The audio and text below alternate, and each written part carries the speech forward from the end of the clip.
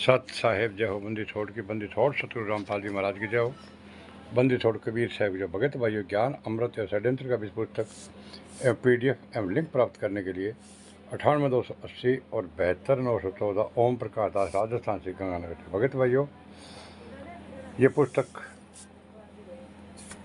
छुड़ानी, करोथा और बलवाला 5 महिला और 1 बच्चे गए थे। किसने की? भगत भाइयों, इसमें संपूर्ण खुलासा दिया गया है जो शशि भूषण दास जी पर परमात्मा की दया हुई है, जो आज ये पुस्तक आपके बीच में है।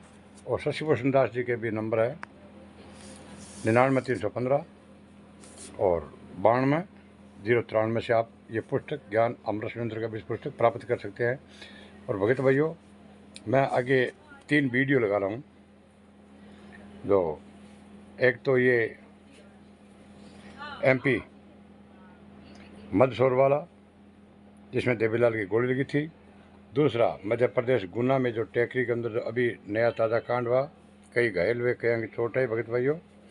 और एक जो पुस्तक बेचती भी वो गुंडी बोलती है मैं अपने छेड़खानी का आप पर आरोप लगा दूंगा।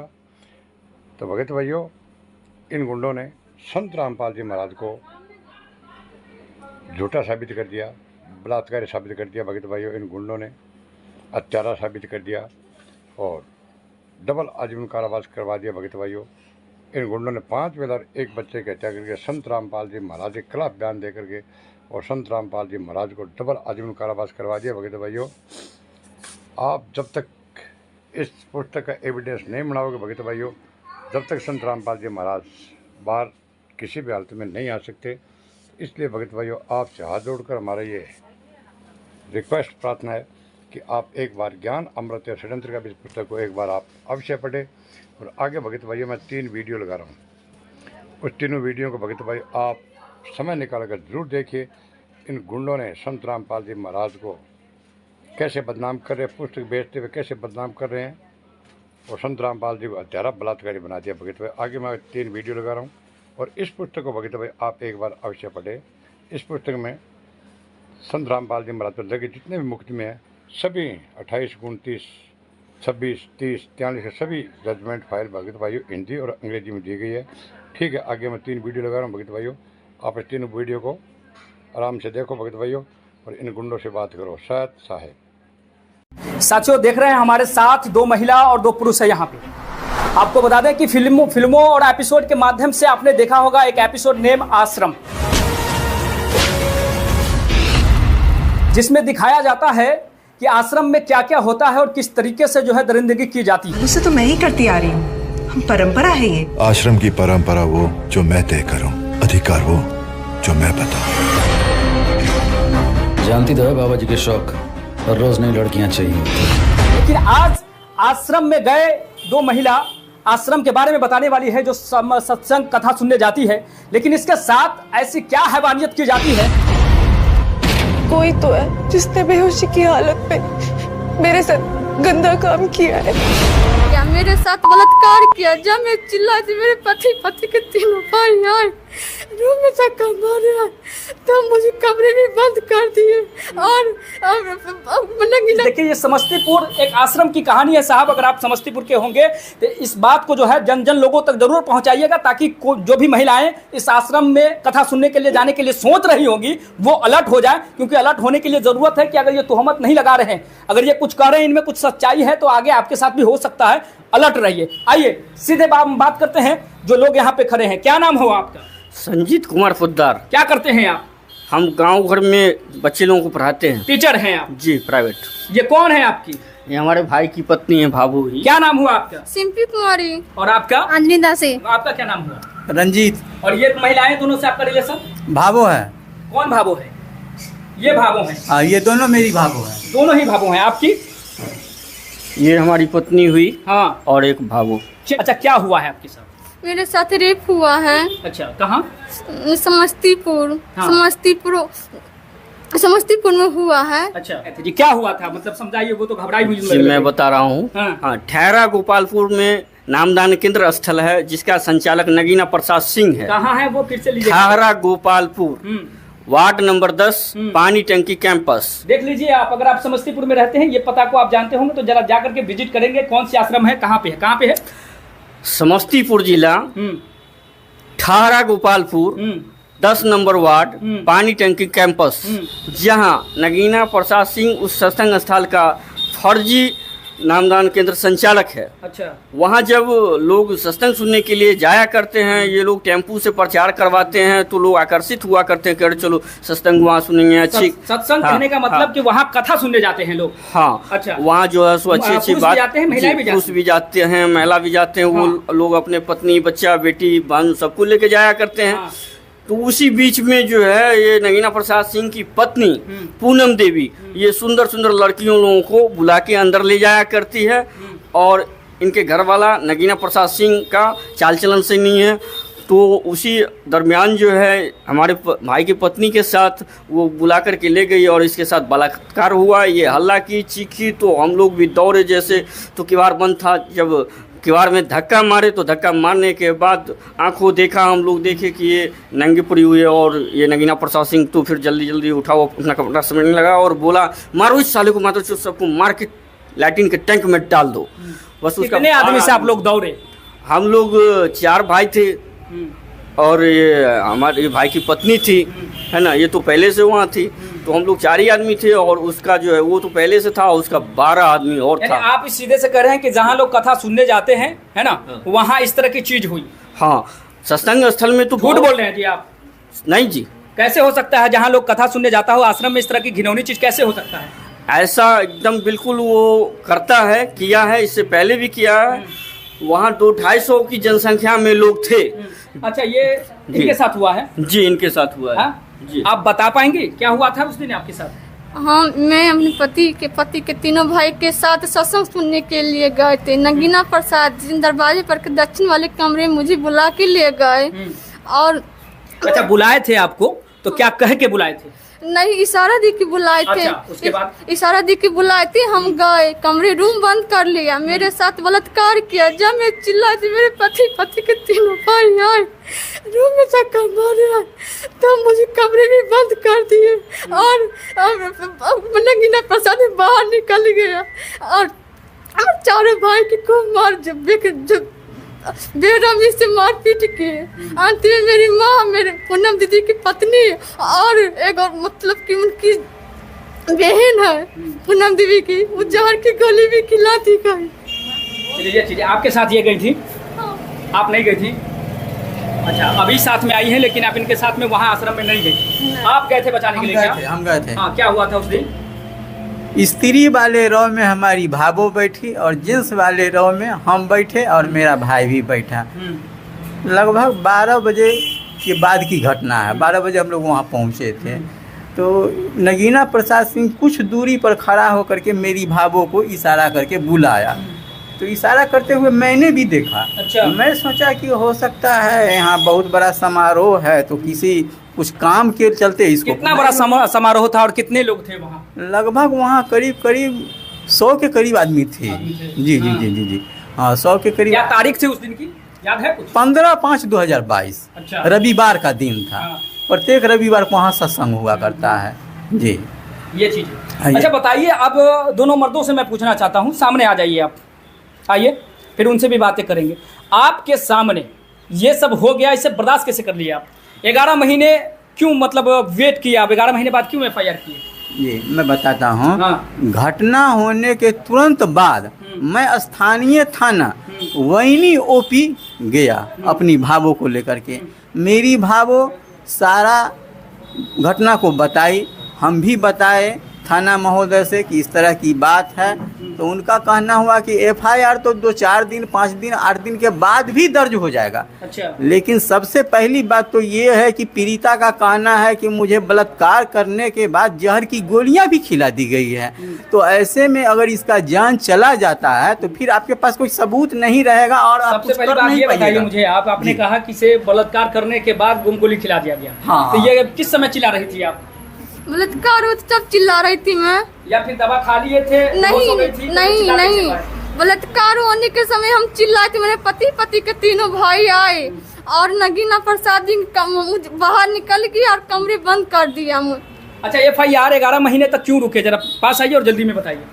थाना महोदय का कहना हुआ कि पहले आप इलाज करवा लीजिए। जब हम इलाज के लिए गए फिर हम थाना वापस गए, कहे कि श्रीमान जी हम तो इलाज करवा लिए, अब FIR दर्ज किया जाए।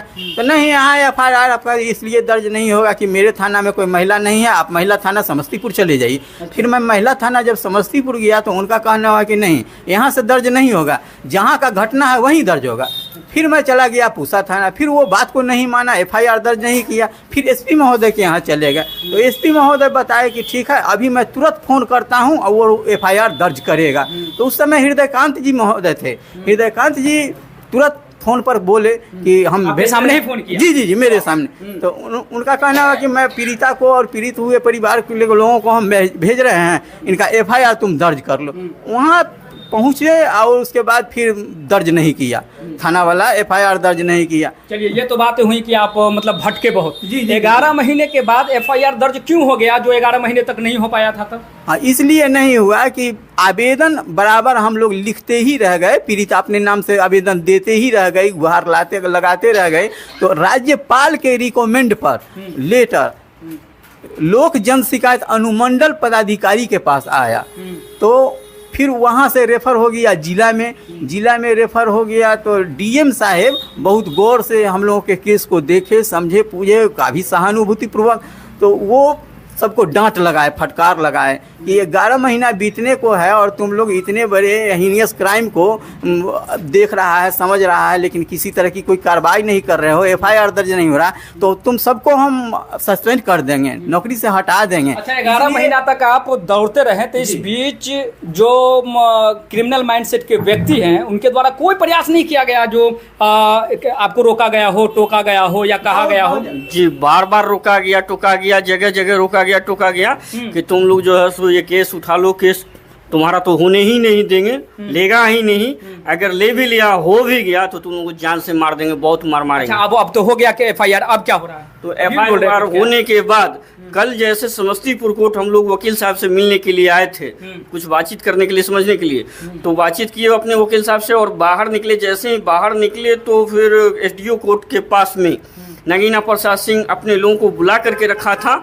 और वहाँ पे आगे हमारे भाई की पत्नी थी और हमारी पत्नी थी। इन लोगों को मादर चौथ भूसरी वाली रंडी बोलने लगा कि तुम लोग केस उठाओगी, नहीं उठाओगी, ये 76 का अगर नहीं उठाओगे तो तुम लोग जान से मार देंगे, यहीं पे मारेंगे, यहाँ का हीरो हम हैं।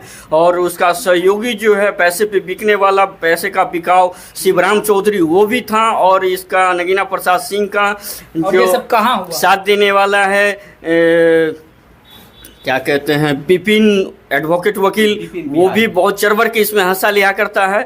तो विपिन बिहारी भी उसके साथ में था। नगीना प्रसाद सिंह का लड़का राहुल कुमार सिंह था और नगीना प्रसाद सिंह का भतीजा हिमांशु कुमार सिंह था। चलिए, कोई बात नहीं, आपने जो FIR दिया होगा उसके तहत जो है फिर से हम लोगों की अपील रहेगी DM साहब से कि इस पर कार्रवाई तनिक कसी जाए। लेकिन अभी मुझे आप इतना बताइए कि इन सब के दौरान अभी क्या आप सेफ महसूस कर रहे हैं? अभी हम लोग कैसे सेफ हैं? वहाँ पे तो मारपीट हुआ, फिर बोला कि इससे आगे भी मारपीट हो सकता है। उसके बावजूद फिर से आप मीडिया में आ रहे हैं, क्यों आ रहे हैं मीडिया? इसके बाद मीडिया में इसलिए हम लोग आए हैं कि जन जन तक ये बात पहुँचे और पब्लिक मूवमेंट बने और पब्लिक लोग जहाँ देखे नगीना प्रसाद सिंह को उसको जूता चप्पल से मारे, वहाँ नामदान के स्तर पे न जाए सत्संग सुनने के लिए। कहीं आप झूठ बोल रहे होंगे तब? नहीं, हम झूठ नहीं बोल रहे, बिल्कुल सच बोल रहे हैं। नहीं, हम झूठ नहीं बोल रहे। झूठ कहीं पाई गई तब? नहीं, झूठ कभी नहीं। तो ये चीजें हैं, आप देख सकते होंगे कि ये सत्संग सुनने गए हुए लोग जो है अपनी हालात बता रहे हैं, जो कथा सुनने के लिए गए थे। लेकिन कहीं ना कहीं ये इस तरह की चीज़ बता रहे हैं कि आश्रम में इनके साथ इतनी घिनौनी चीज़ की गई। 11 महीने तक FIR साहब मतलब जो भी साहब लोग हैं वो लेने से इनकार कर दिया। अब क्यों इनकार कर दिए, कितनी दबदबा है, कहाँ से दबाव पड़ रहा था, वो सोचने और विचारने की बात है। लेकिन उसके बावजूद किसी तरीके से इनका FIR ले लिया गया है। उसके बाद इन लोगों का ही कहना है कि अब इन्हें धमकाया जा रहा है। मीडिया में आ रहे हैं, इसलिए आ रहे हैं क्योंकि इन्हें डर लग रहा है कि अब जो मेरे साथ आगे कुछ भी हो सकता है। ये कपड़ा क्यों बार बार दिखा रही है जी? काहे कि मेरे साथ झूठा पकड़ कर खूब घिसट के मारे हैं। इसी कपड़ा पर आप पहने हुए थे? हाँ, ये कपड़ा भी फाड़ दिया, पूरा जगह पूरे कपड़े भी फाड़े हुए हैं इसमें से। मैंने कल इज्जत पर दोबारा हमला करने के लिए नगीना प्रसाद सिंह और अपने सहयोगी के साथ पूरा प्रयास किया, लेकिन घटने पर ही कुछ लोगों को भीड़ जमा हो गई, जिसके कारण से ये लोग अपना जल्दी से वहाँ से निकल गए इज्जत बचा कर। देखिए किस तरीके से जो है ये बयान निकल के आया। ये आश्रम की कहानी सुनाती हुई, अपनी फटे कपड़ा को दिखाती हुई इस महिला को आप देख रहे होंगे। अगर ये कुछ कह रहे हैं, इनमें कुछ सच्चाई है तो आगे आपके साथ भी हो सकता है, अलर्ट रहिए। बाकी हम इन सारे मामलों पर, इनकी सारी बातों पर आप क्या सोचते हैं, इनके जानने पहचानने वाले होंगे, आप भी कमेंट कर सकते हैं इनकी क्या रवैया है, इनकी बातें जो भी निकल के आई है वो सच है भी या नहीं। बाकी आप देख रहे थे सच बात न्यूज, मैं राजा बिहारी आपसे विदा लेता हूं। जय हिंद। और एक जो चश्मा पहने थे, जो दोनों ही आए थे मेरे पास।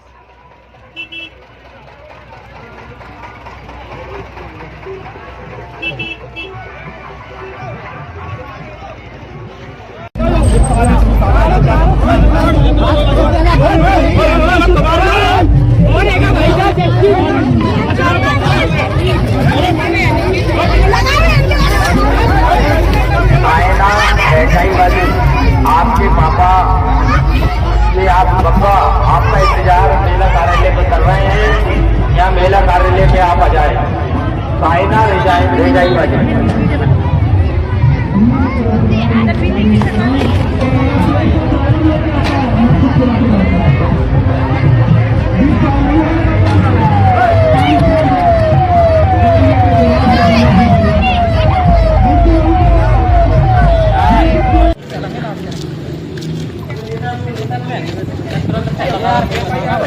क्या घटना हुई आज आपके साथ? वही असामाजिक तत्वों ने मारा, मतलब क्या हुआ था? हम पुस्तक सेवा कर रहे थे परमात्मा की। कहाँ पे? जिला में। अच्छा, तो क्या हुआ इसके बाद? कुछ नहीं, आके मारने लगे। हाँ, कुछ पूछे मुझसे मुझसे, मैं खड़ा था शुरू कर दी। हमारे भी चालू कर रही है कुर्सी से। अच्छा, गरबान पकड़ ली, दो लोगों ने मुझे मारना चालू कर दिया, मुझसे पूछी कुछ भी नहीं, आगा मारना चालू कर दिया। मैं पुस्तक ले खड़ा था मैं बस। कौन लोग थे ये? हैं? कौन लोग? असामाजिक लोग थे। अच्छा, क्या नाम है आपका? मेरा नाम गोपाल कुशवाहा।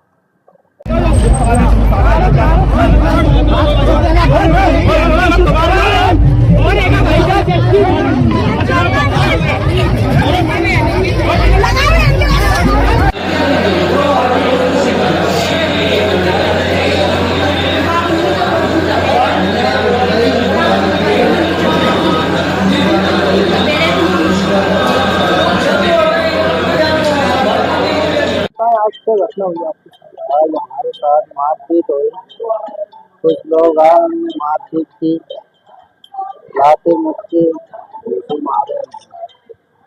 तो कुछ बातचीत में यही रहा, मारपीट हुई, कोई बातचीत नहीं। अच्छा, कहाँ चोटें आई हैं आपको? सिर में आई चोट, तो कमर में चोट आई, और एक हाथ में, एक पैर में। आप क्या चाहते हैं? हम यही चाहते हैं कि इनका कुछ किया जाए, कार्रवाई। क्या नाम है आपका? मुकेश दास। हाँ, मुकेश दास।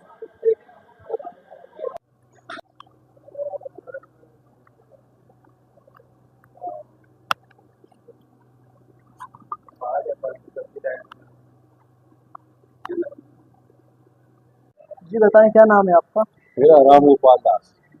क्या घटना हुई आज आपके साथ? आज हम टेंगरी की मेला में पुस्तक सेवा का मेला लगाई थी जी। तो हम एक तरफ खड़े थे वहीं जी। जो असामाजिक लोग आए जी। उन्होंने हमला कर दिया, गिरबान पकड़ के नहीं, और दो लोग मारने लगे कुर्सी में। अच्छा, कुर्सी को मारने लगे बार बार। कुछ वार्तालाप कुछ नहीं हुई? में मुझसे कुछ पूछी ना कुछ, आगे मेरे गिरबान पकड़ के नहीं, और वो ये दो जने तो मारने लगे। अच्छा, मारपीट शुरू कर दी? मारपीट चालू कर दी। कौन सी पुस्तक थी वो? ज्ञान गंगा पुस्तक थी। अच्छा, तो मारपीट शुरू कर दी? हाँ, मारपीट। कोई सवाल जवाब नहीं? कोई सवाल जवाब नहीं किया मुझसे। आप क्या चाहते हैं? अब क्या चाहते हैं? मेरे पास परेशान किया इन्होंने, मारा मिला में, सजा मिलना चाहिए। कितनी चोटें आई हैं आपको? टाँके लगाए, मेरे सर में चौड़े आई हैं। कितने जगह टाँके लगे हैं? मेरे दो जगह, 3 जगह टाँके लगे हैं मेरे। अच्छा, 3 जगह टाँके आए हैं। कहाँ के निवासी हैं आप? हम उमरी आगे हैं, रहने वाले गुनाह। आपको वहाँ पर मारा? वहाँ पर कोई पुलिस वाले?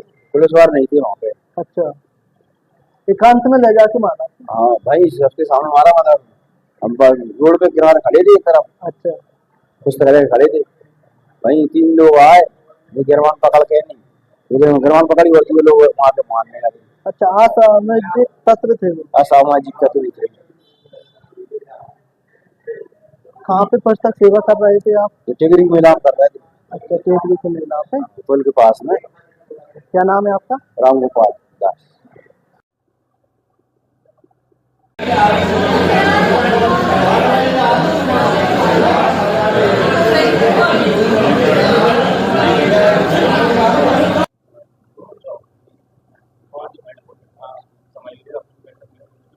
किताब बांट रहे, हमारा ये जुर्म है किताब बांटना। क्या क्या लिखा है दुर्गा माता के? पढ़िए, किताब पढ़िए, आइए। सीधी बात, कहाँ छपती है किताबें? हमें नहीं पता क्यों? किताब बांटने का जुर्म बता रहे ना। दूर से बात करो, दूर से। किताब बांटने का जुर्म बता रहे ना। दूर से बात करो, दूर से। आपने कोई सामने कह दूंगी कि आप सामने कह दूंगी कि आप सामने कह दूंगी कि आप